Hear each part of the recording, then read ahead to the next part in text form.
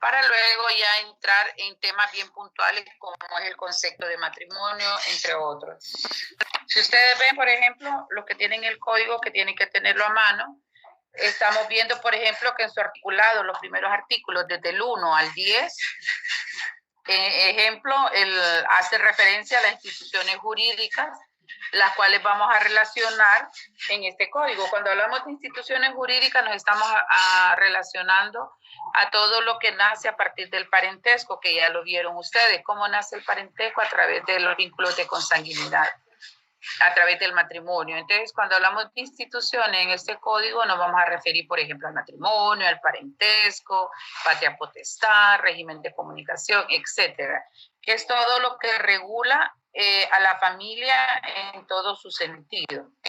Y recordando también el tema de la adopción, que la vamos a ir también viendo como parte de las instituciones que nos interesan. Es importante también ese concepto que les he dejado de tarea, para que lo resuelvan y lo suban, porque también es parte de lo que vamos a ir hablando y haciendo a veces algunas comparaciones o algunas cuestiones que nos van a ir orientando en los temas que vayamos viendo. El mismo, el artículo 2 igualmente, que habla de que el Estado protege a la familia. ¿Cómo protege el Estado a la familia? Pues con todas las instituciones que hemos mencionado, a través de la ley que la regulan, en este caso el Código de Familia, a través de sus juzgados, que son especiales, como son los juzgados de familia. Entonces, de esa manera es como el Estado va a venir a proteger la familia, entre otros temas, ¿verdad? Porque recuerden que hay otras leyes, y cuando hablemos de la igualdad jurídica, que ya la vamos a ver dentro, en otros artículos, todo esto está regulado en el Código de Familia, y por eso es que habla de que el Estado es el responsable. También vamos a ir hablando un poco de lo que es las normas positivas, que ustedes ya vienen de una introducción al estudio del derecho, y ya saben, cuando hablamos de normas positivas, de normas de orden público, que se refieren a las que requiere o que intervenga el Estado en algunas áreas, como es el caso de familia, ¿verdad? Cuando va a intervenir por temas como son el matrimonio, el divorcio, alimentos, etcétera. Y cuando hablamos también en su conjunto de normas positivas, que nos dice que son normas obligatorias para todos los ciudadanos de este país, es decir, de Honduras. Entonces son dos temas que ustedes los manejan bien cuando hablamos de normas de orden público como normas de orden positivo. A eso vamos haciendo como un resumen de estos primeros artículos, porque a eso se va refiriendo todo el tema que vamos a ir viendo. Ya igualmente nos habla del tema de cómo se va a constituir la familia, qué es lo que reconoce este código, el matrimonio civil, que desde su constitución lo dice, cuáles son los requisitos, y ya sabemos que no estamos como en otros países, que se reconoce el matrimonio entre personas del mismo sexo. En este caso nuestro ya sabemos con personas con diferentes sexos, mujer y hombre, entre otros temas que vamos a ir abordando aquí. Igualmente nos habla de que se crean los tribunales. Este código, para que el que lo tiene, ha visto de a partir de qué año es. Anteriormente, lo que les decía al inicio de la clase, estos artículos estaban dentro del Código Civil, que ya sabemos que es de 1906, que es viejísimo. Luego este código, a partir de 1984-85, que entra en vigencia, es que se crea esta nueva normativa con todos los cambios que van surgiendo, y es cuando crean, que nos lo dicen los primeros artículos, el Tribunal de Familia, porque antes los juzgados civiles miraban los temas de familia. Hoy específicamente tenemos un tribunal que se dedica a todo lo que sea relacionado a la familia. Igualmente habla de la interpretación, habla de la reglamentación de este código, cómo se inspiró el legislador al momento de crearlo en buscar el beneficio de la familia, el interés de los hijos, la igualdad de los derechos, obligaciones, deberes, que son todos los temas que vamos a ir entrando, como les digo, a hablar. Este es como un introductorio, estos 10 artículos en general de todo lo que nosotros vamos a ver específicamente en cada una de las instituciones, en cada uno de sus articulados. Por ahí también vamos a ir viendo también que vamos a relacionar en algún momento con esta ley específica otras leyes, la misma ley de paternidad, maternidad, la ley que tenemos ahora especial de adopción, vamos a relacionarlo con la ley del Registro Nacional de las Personas, vamos a relacionarlo también con el Código Procesal Civil, cuando ustedes, lo que les he dicho, vean los procedimientos en su momento, en su clase, igual con los convenios. Ahí hay normas que cuando el gobierno ha ratificado, pues son convenios o tratados, como es el convenio que se refiere a la protección del menor. Todas estas cuestiones son las que están reguladas en estos primeros 10 artículos. Como les digo, luego vamos a ir entrando a la obligación que nace de los padres hacia sus hijos y en todo el desarrollo integral de ellos, como es la disolución del matrimonio, del vínculo matrimonial. ¿Qué pasa cuando las personas carecen de asistencia legal, recursos económicos? El Estado debe de proporcionarlo. ¿Cómo lo va a proporcionar el Estado? No vamos a creer que nos va a dar, ¿verdad?, dinero, algo, pero sí crea instituciones como es la defensa pública, en su caso vaya a través de los tribunales. Tenemos el mismo consultorio jurídico que es parte de la autónoma, que es también donde se brinda el acceso a la justicia gratuita. El Ministerio Público y entre otras instituciones. A eso se refiere un poco cuando habla de que tiene que aportar para que el ciudadano pueda ejercer sus derechos y que no quede en indefensión, porque ya la Constitución también nos habla de eso, que no podemos estar en indefensión, que tenemos que tener siempre quien nos represente, y el que no tenga los medios económicos, pues el Estado tendrá que brindarle esa manera de cómo pueda defenderse. Y ya en su artículo casi 10 que vamos entrando, nos habla de que quedamos exentos del uso de papel sellado. ¿Qué significa esto? Que antes de que entrara en vigencia este código, que ya está también con un buen tiempo, todas las acciones o todo lo que podíamos presentar, las actuaciones que pudiéramos hacer ante autoridades administrativas o judiciales, tenía que ir en papel sellado, que ya saben ustedes que hoy solo se utiliza para el tema de escrituras públicas, matrimonios con notario, todo lo que tenga que ir con notario, eso tiene que estar con papel sellado. Pero de ahí lo demás, ustedes han visto los escritos, sea en sede administrativa, sea en sede judicial, se utiliza papel blanco, que es un papel tamaño oficio. Antes eran más estrictos, inclusive tomaban las medidas al principio entre márgenes y que fuese papel legal.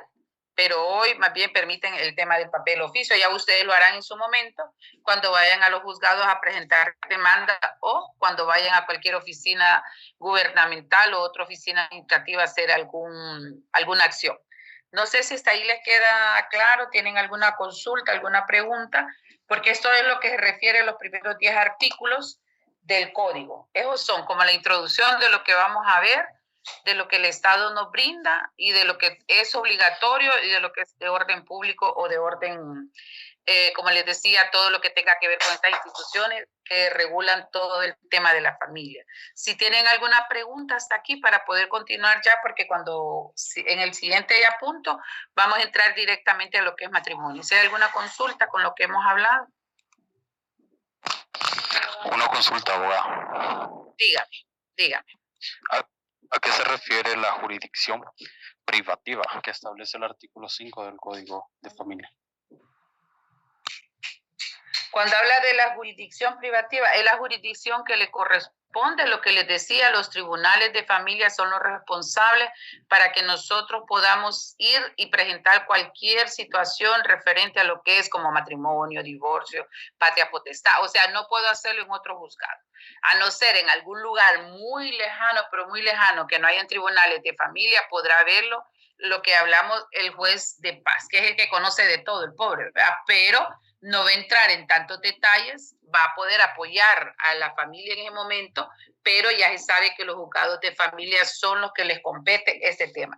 Por eso son como los únicos, dice, en asuntos relativos. No puede conocer otro juzgado temas de familia. Yo no voy a presentar, por ejemplo, una demanda de divorcio ante el juzgado civil, ante el juzgado primero de lo civil, por ejemplo, ante el juzgado de lo contencioso, no. Porque él ya tiene su propio tribunal o su propio juzgado, que es el de familia. No puede, y tampoco el juzgado de familia puede conocer de otros temas. Si ustedes ven, inclusive los juzgados de violencia doméstica están separados de los de familia. Ese es otro tema. Entonces, tampoco el juzgado de familia va a poder conocer de otros asuntos que no sean los referentes a este código de familia. ¿Le queda claro? Carlos creo que fue el que preguntó, ¿o no? Entendido. ¿Carlos? Ok. No sé, ¿alguien más tenía otra pregunta, me parece? Bien, si no hay otra duda, vamos a entrar a lo que es el matrimonio. Pero antes de entrar al articulado, vamos a ver un concepto que en el mismo artículo 11 casi se refleja. Por ejemplo, ¿qué entendemos por matrimonio civil? Alguien que quiera aportar un concepto doctrinario o un concepto que hayan escuchado. Ustedes, como siempre les digo, vienen de derecho romano y esos temas ya los vieron. Hay temas que hay algunos conceptos generales que les pudieron dar en derecho romano.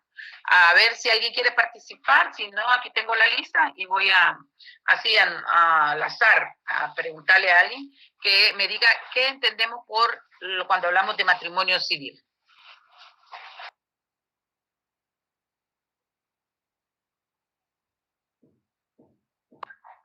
Abogada, dígame, Doris. Es la unión de dos personas mediante una formalidad legal y que es reconocido por la ley. Ajá, estamos bien, solo que cuando decimos la unión de dos personas, ¿se recuerdan que inicié? Sí, pero de dos personas, ¿cómo? Que de un hombre y mujer. Correcto. Exacto. Porque se lo dije al inicio. Sí, hombre y mujer. Sí, tiene toda la razón. Hombre y mujer. Sí, porque ya no lo dice la Constitución. Mientras eso no cambie, igual nosotros seguiremos celebrando de esa manera los matrimonios. Como ya saben, en otros países, pues ya hay esas normas que ya regulan estos temas. Entonces, si buscamos un concepto de lo que es el matrimonio civil, vamos a encontrar así un concepto doctrinal que nos dice que es un contrato solemne por el cual un hombre y una mujer se unen actual e indisolublemente para toda la vida, se supone, ¿verdad? Con el fin de vivir juntos, de procrear y de auxiliarse mutuamente. Ese es un concepto general, ¿verdad? Un concepto que está dentro de la doctrina, donde ya nos ilustra. Y si yo les preguntara en examen cuáles son las características del matrimonio civil, ¿qué me dirían? De un concepto de matrimonio civil, ¿qué me dirían? ¿Cuáles son las características? Una, tienen que ser las dos entidades de diferente sexo. ¿Correcto? ¿Otra? Reconocido por un ente. Como dijo abogada, ¿no? Tienen que estar solteros también. Ajá, si yo les preguntara en examen, por ejemplo, díganme las características del matrimonio, que no les pidiera el concepto, sino que me lo desglosaran casi el matrimonio, ¿cómo lo harían? Así, muy bien lo que dijo el compañero, tiene que ser entre dos personas solteras, hombre y mujer, ¿verdad? No podemos poner... Mayores de 21 años, hondureños por nacimiento.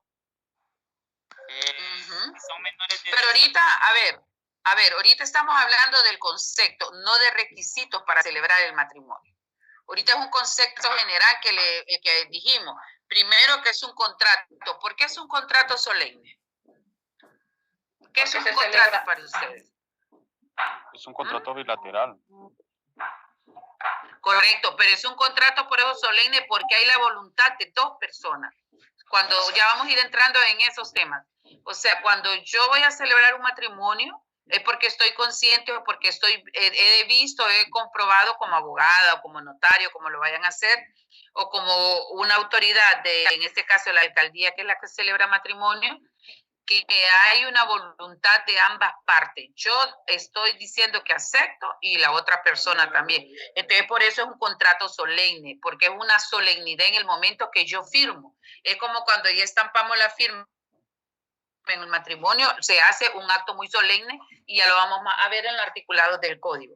Y luego, un hombre y una mujer. Primero es un contrato solemne que lo celebra un hombre y una mujer, ¿verdad? Es actual, porque ya no hay promesa como existía en el código anterior, de que yo o me digan a mí o a la otra persona, mire, nos vamos a casar en tal fecha. Meter preso, no lo voy a ir a hacer nada, no lo voy a demandar, porque es un momento actual, es hoy. Si hoy digo que nos casamos y no hay problema.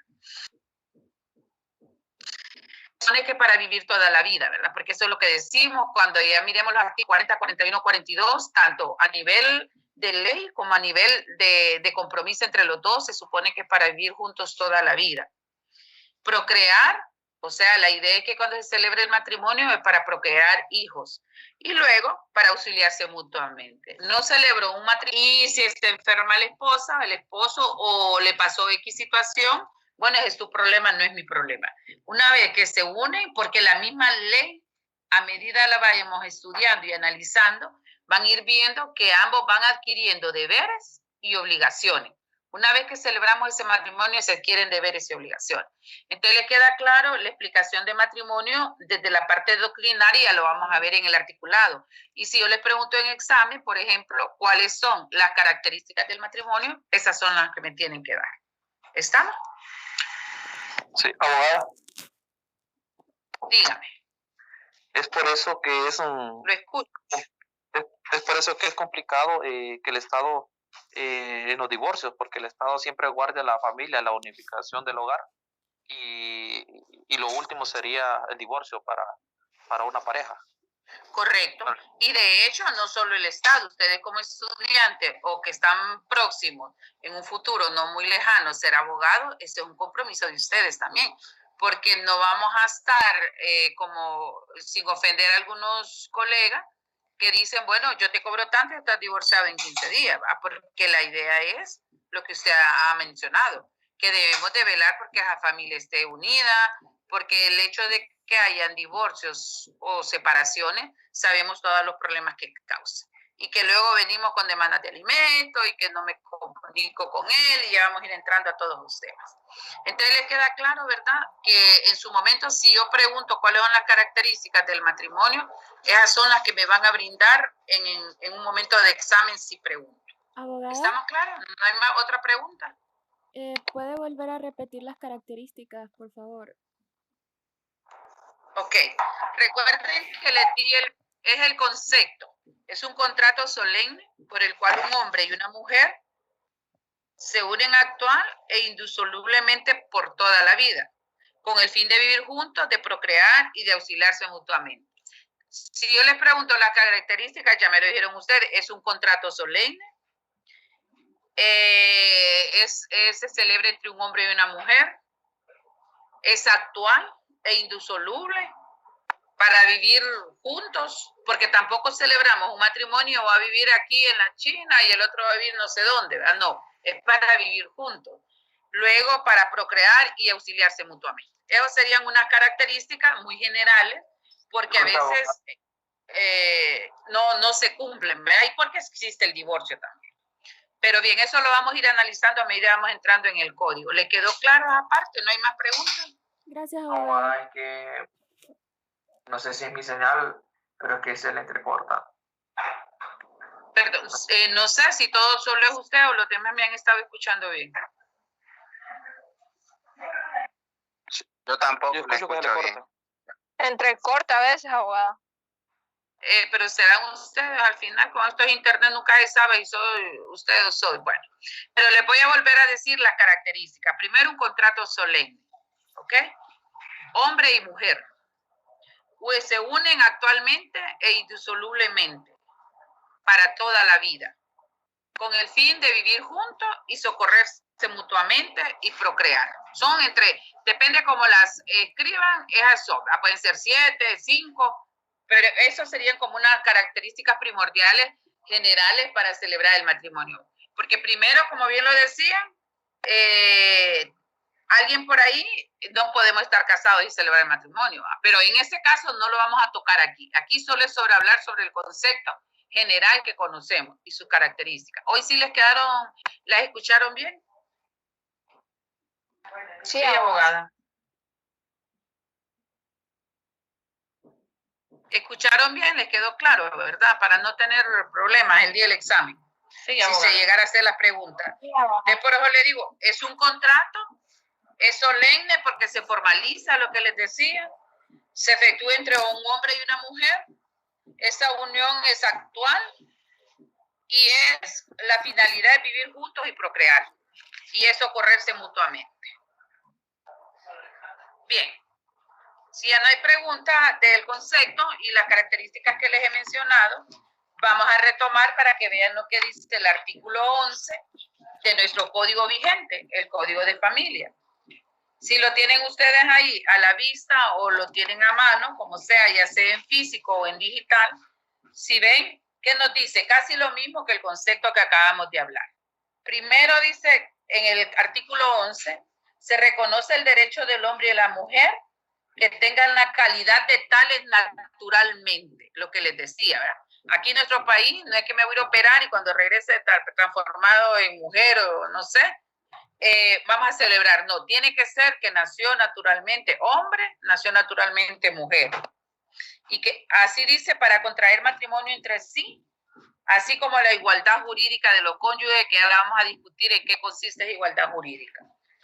Solo es válido el matrimonio civil celebrado ante funcionarios competentes y con las condiciones requeridas por la ley. Que ahí es donde vamos a entrar a ver los requisitos que mencionaba uno de sus compañeros hace poco, que si no cumplimos con los requisitos, ningún abogado, notario o de la alcaldía lo va a poder celebrar si no lo cumplimos. Y luego también habla del funcionario competente. ¿Quiénes son? Ya lo vamos a ver, quiénes son los que pueden celebrar el matrimonio.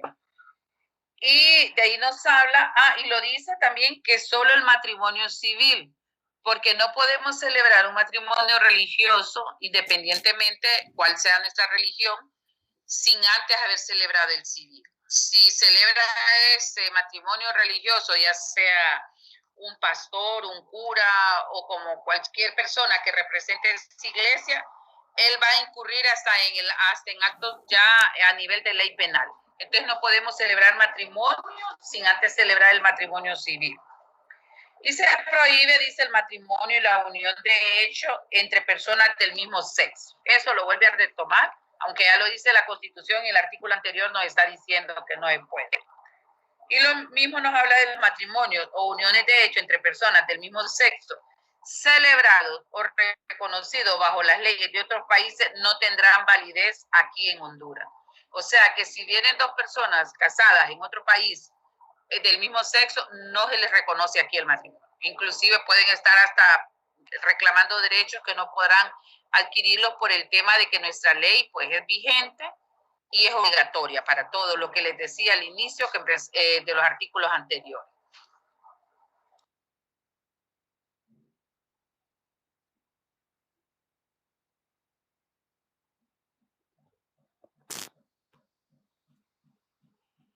Lo que ya les había dicho, para que vean en el artículo 12, no reconoce, dice, compromiso para contraer matrimonio a futuro. O sea, que si a mí me dijeron que nos íbamos a casar en enero y no me cumplieron, yo no puedo reclamar ni hacer absolutamente nada ante ningún tribunal. Mi autoridad va a admitir esa reclamación o esa demanda porque me han dejado, como dicen, plantada. No se reconocen a futuro. Ya la ley aquí lo estipula para que le vaya quedando claro esa situación también. Y lo que ya les explicaba, si ven el artículo 13, ahí ya lo dice. El ministro de cualquier culto que autorice un matrimonio religioso sin que se presente previamente la certificación del matrimonio civil incurrirá en responsabilidad penal. Entonces ya lo sabemos que el artículo, si lo relacionamos con el artículo 173 y 175 del Código Penal vigente, verán que hay una multa de 50,000 a 100,000 o puede ser inhabilitado hasta por 4 o 6 años esa persona. Así que eso es bien delicado. No puede, cualquier ministro de cualquier religión tiene que primero presentarle la certificación del matrimonio para que él pueda celebrar la parte religiosa. A veces han visto que inclusive estamos en el artículo 13, prácticamente todo lo que les he explicado para que lo vayan viendo que no es solo la explicación, sino que está regulado en nuestra ley vigente. Perdón, abogada, los artículos relacionados conforme a ¿qué artículos mencionó? El 173 y 75, si no me equivoco, el del Código Penal, ahí ya hablan sobre este tema de si se celebra un matrimonio religioso sin antes haber celebrado el civil. A veces ustedes se preguntarán, pero ¿cómo hacen? ¿Perdón? No son, abogada, los artículos no son, porque habla de la clonación y la inhabilitación para el... Pues ya lo rectificaremos, a no ser que estén viendo el actual ustedes, porque recuerden que como entró en reformas el Código Penal también. Ajá, correcto. Entonces puede ver ahí que, correcto, que ahí se hayan corrido algunos artículos y ya los verificaremos y los chequearemos. pero sí incurre en responsabilidad penal el ministro que celebre un matrimonio sin antes haber celebrado el civil. Y ustedes verán que se pregunta, mañana ya lo vamos a rectificar para tener claridad cuál es el del Código Penal. Ustedes verán, por ejemplo, también que hay matrimonios que celebran el mismo día. En la mañana celebro el civil y en la mañana celebro, en la noche, perdón, o a veces o al día siguiente el religioso. Pero para eso se tiene que extender una constancia por parte de un notario que se ha celebrado el matrimonio, porque igual como se celebra expediente, se levanta expediente en lo civil, se levanta expediente en lo religioso y eso va todo junto, para que les vaya quedando también ahí como ejemplo esta situación. Y de lo que hablábamos al inicio en los articulados de introducción de este código de la igualdad jurídica.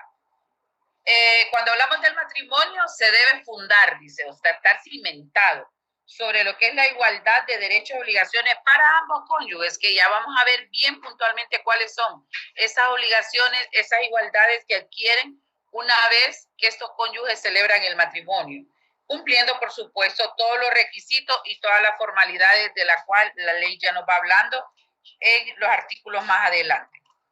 Igualmente nos habla, ¿se acuerdan por qué era importante cuando hablábamos un poquito del domicilio en la primera clase?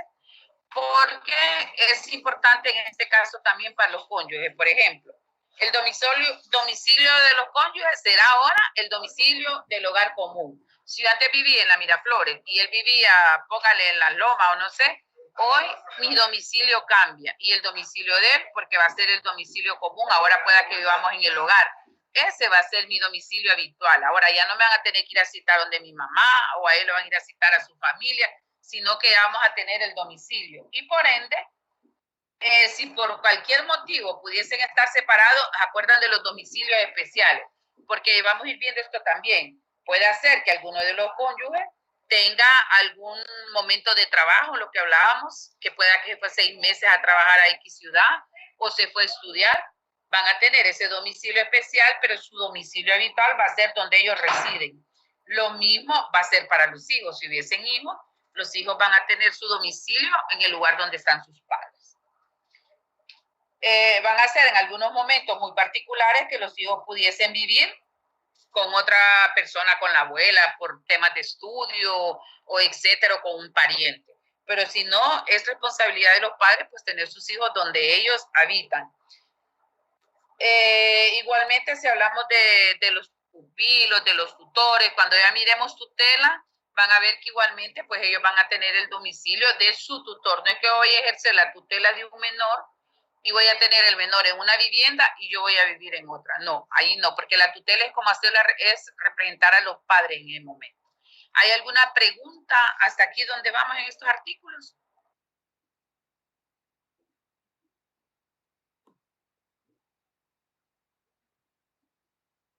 Abogada, yo tengo una pregunta Dígame. en el artículo 12.